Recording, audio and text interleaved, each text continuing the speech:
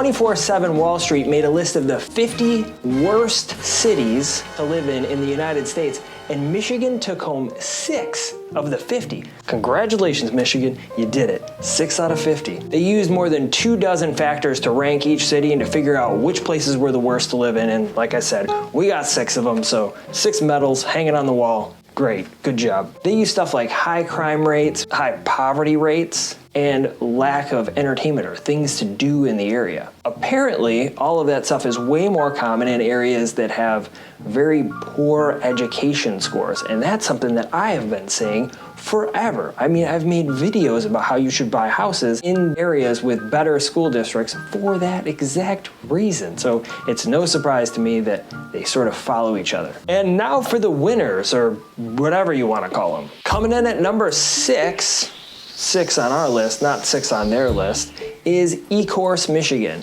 with a poverty rate that's 36.8. That's more than double the national average. They had over 1,500 violent crimes per 100,000 people, and only like 9,000 people live in the city. That's bad. That's like really bad. More than half of the houses there are worth $38,000 or less. And for comparison, the average US home is $193,000. So $38,000 for a house there. I don't think I would do it. I don't know, maybe, I don't think so. Number 5 on the list is Benton Harbor.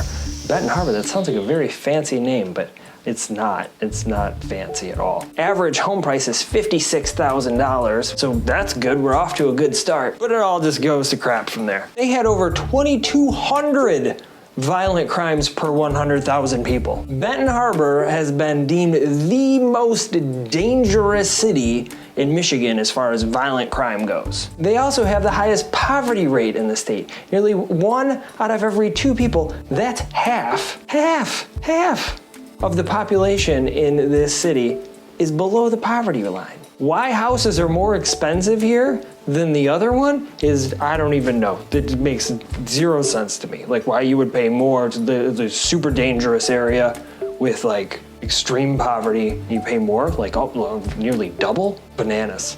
Number 4 on our list is Muskegan Heights. That's another one. It sounds very fancy, right? Well, it's not. It's not fancy at all.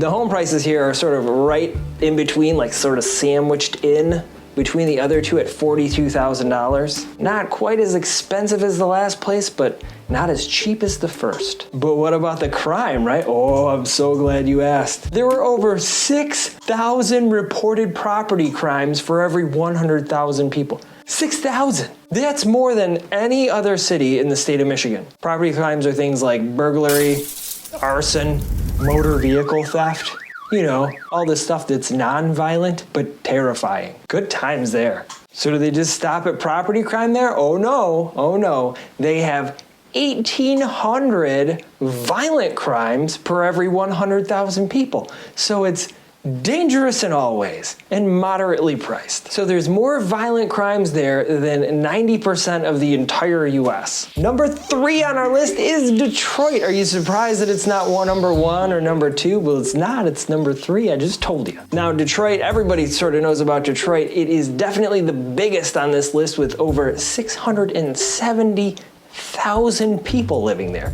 I mean, some of the other ones just have like, you know, a fraction of that. And with all those people scattered throughout the entire city comes a whole lot of poverty and a whole lot of crime, violent and property crime. Last year, there were over 42,000 reported crimes in the city of Detroit. Reported. That means that those are the ones that somebody actually said, there was a crime. And we can't count the ones that, you know, nobody said anything about. Sure, there's none of those, right?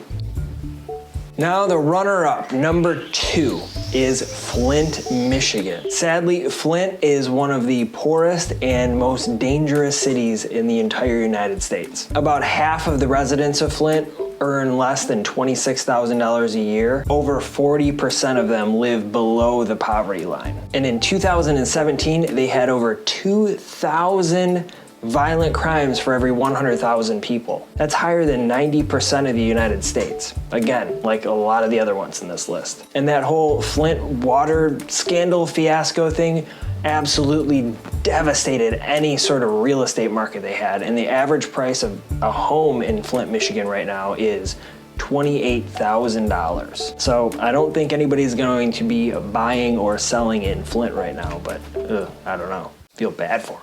And the number one worst place in our worst places to live in Michigan list that I didn't create, that I'm just reciting for you, is a city with a poverty rate that's 49% and a median household income of less than $15,000 a year. They had over 3,000 property crimes per 100,000 residents and over 2,000 violent crimes per 100,000 residents. With all that, the number one worst place to live, according to 24/7 Wall Street, is Highland Park, Michigan. So there it is. There is the list that they came up with. Would you live in any of these areas, or do you live in any of these areas? Let me know in the comments below. I'd love to hear about it if you do. Maybe it's getting better, I don't know. And if you're thinking about moving anywhere in Metro Detroit, reach out. I would love to help, and I hope you consider subscribing to my channel, because I'm going to be making videos like this every week about cities and areas